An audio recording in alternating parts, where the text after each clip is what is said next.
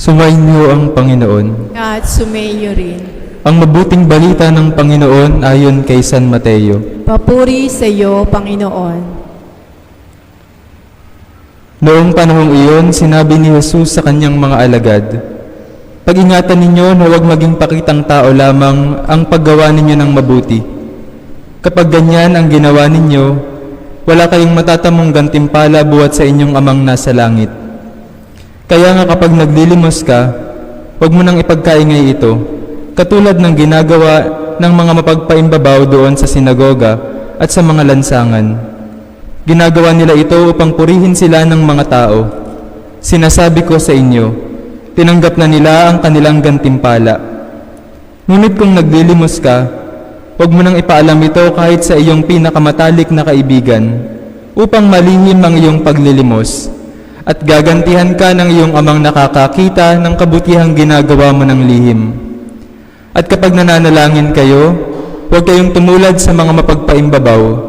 Mahilig silang manalangin ng patayo sa mga sinagoga at sa mga panukulang daan upang makita ng mga tao.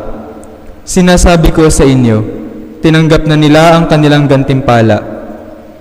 Ngunit kapag mananalangin ka, pumasok ka sa iyong silid at isara mo ang pinto.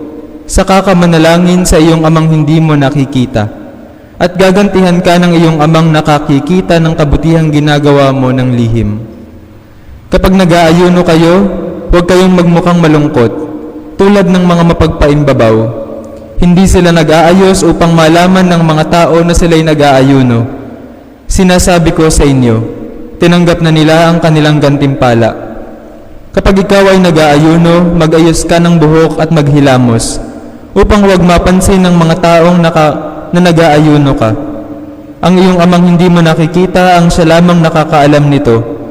Siya na nakakikita ng kabutihang ginagawa mo ng lihim, ang gaganti sa iyo." Ang mabuting balita ng Panginoon. Pinupuri ka namin, Panginoong Heso Kristo. Manatili po tayong nakatayo.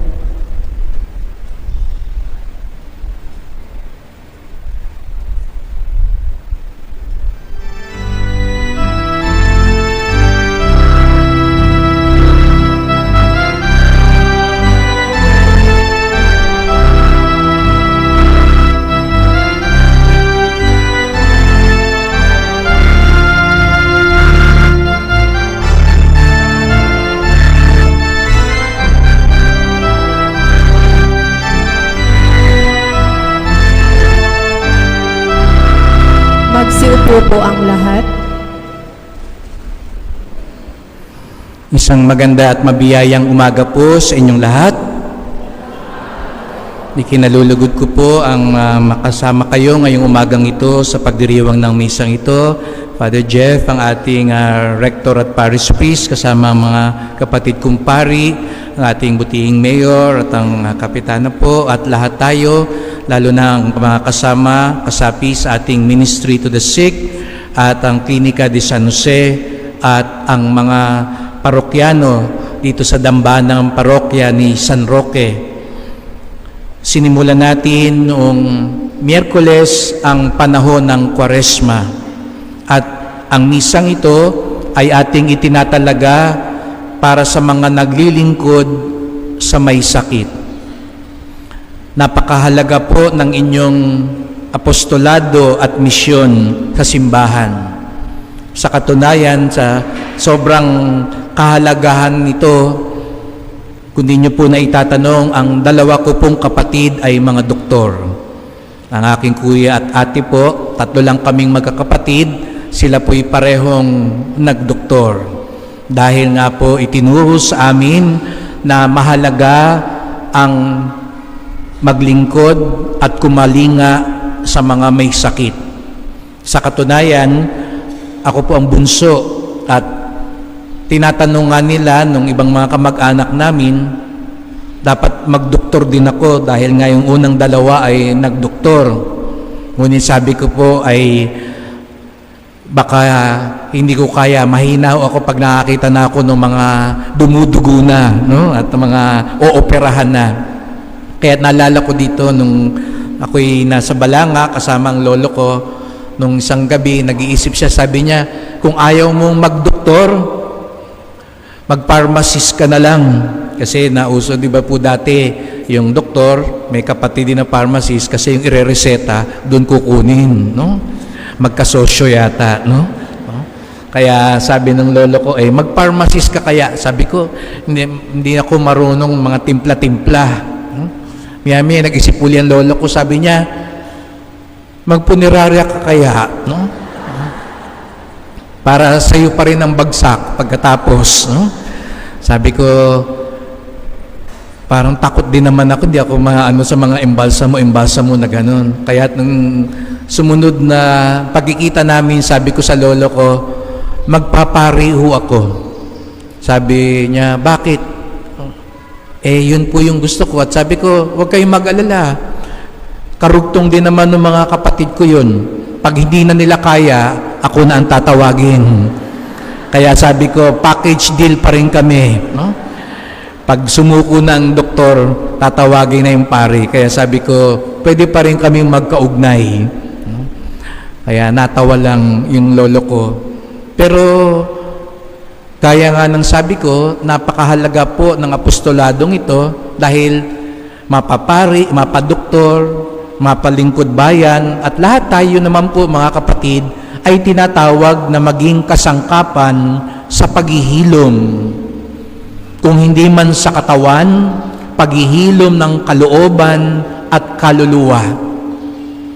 Kung natatandaan po ninyo, lalo na nung pandemic, parang kabalintunaan ang ospital. Dahil yun ang lugar na kinatatakutan ng lahat. Dahil baka nga magkaroon ng sakit.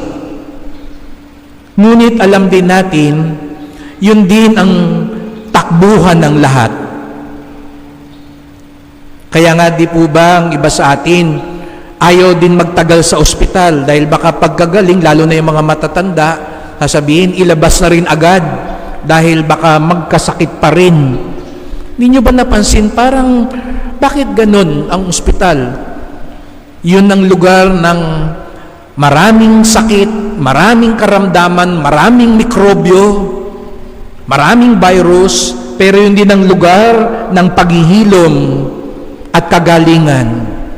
Kaya nga di po ba, naalala ko, ang ate ko po ay sa infectious diseases, kaya siya ang doktor ng COVID.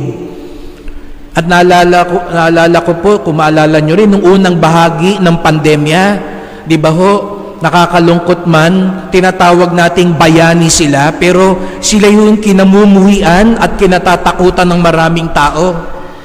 Naalala ko pa nga ho nun, kinukwento nung kapatid ko, yung mga kasama niyang taga-ospital, yung mga kapitbahay nila, binubuhusan ng alkohol yung bahay nila.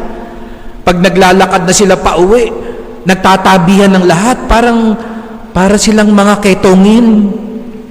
Tapos pag nagkasakit naman, sa kanila tatakbo. Sa kanila hihingi ng tulong. Pero, nandun yung kabalintunaan. Para silang kinatatakutan, iniiwasan, pero sa bandang huli, sila rin naman ang nilalapitan at hinihinga ng tulong. Nandun yung paghahalo ng karamdaman at kagalingan. Doon mo rin pala matatagpuan ang lunas. At di po ba ganun din pag nakikita natin si San Roque? Itong dambana na ito, na dambana para sa mga may sakit, dambana na humihiling tayo ng kagalingan at lunas. Pero kung titignan nyo si San Roque, ang una nating mapapansin, yung sugat. Kaya parang kabalintunaan uli. Siya yung takbuhan para gumaling, siya yung pinagmumula ng kalakasan at kaginawahan, pero ang imahe niya, sugatan, may sakit. At huwag na tayong lumayo, ang ating Panginoong Hesukristo, lalo na sa krus. Tuwing nakikita natin ang krus, naaalala natin ang paghihirap, pagdurusa, kamatayan. Pero sa krus ding iyan na pinasan ng ating Panginoon, Sa krus ding iyan na pinagpakuan ng ating Panginoon, diyan din dumaloy ang kagalingan at kaligtasan. Bakit? Dahil pag nagsalubong daw ang karamdaman at pagmamalasakit, pag nagsalubong daw ang hirap at pagmamahal, doon nagkakaroon ng lunas at kagalingan.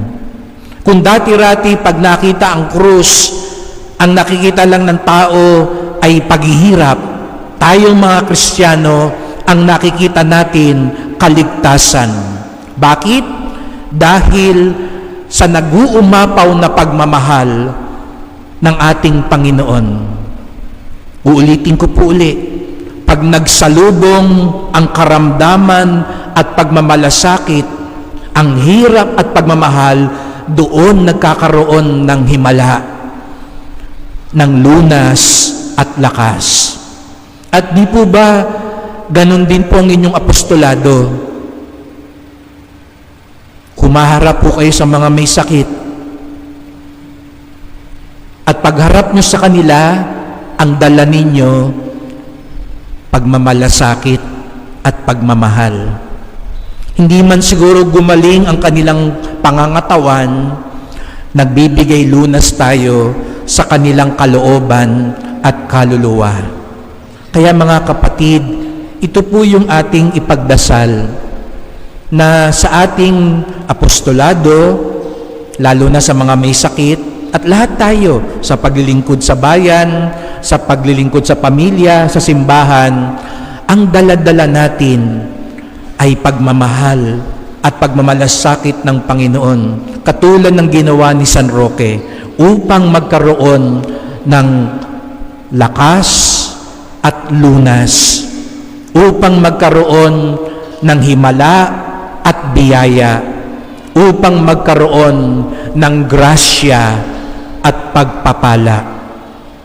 Tuwing makikita po tayo, wag ho sana kayong magsawa na lagi nyo marinig sa akin ng salitang grasya.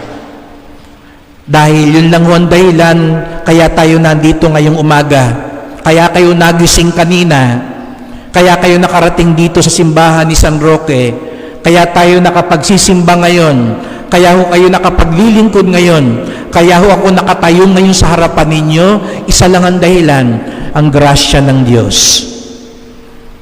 At ang grasya ng Diyos ay puno ng pagmamahal at pagmamalasakit, kaya siya puno rin ng himala at pagpapala.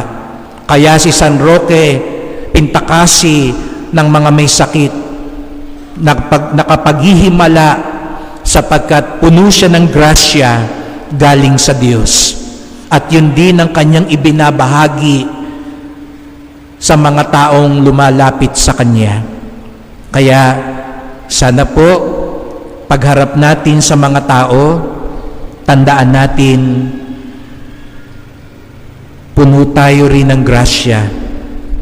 Kaya pwede tayong maging daluyan ng pagpapala. Huwag tayong matakot sa krus. Huwag tayong matakot sa sakit. Huwag tayong matakot sa karamdaman. Sapagkat mas higit na nag-uumapaw, mas higit na mas malakas ang grasya ng Diyos. Pag nagsalubong ang karamdaman at pagmalasakit, kapag nagsalubong ang paghihirap at pagmamahal, doon, katulad na nangyari sa krus, doon magaganap ang paghihilom, lunas, lakas, at grasya ng Diyos. Amen.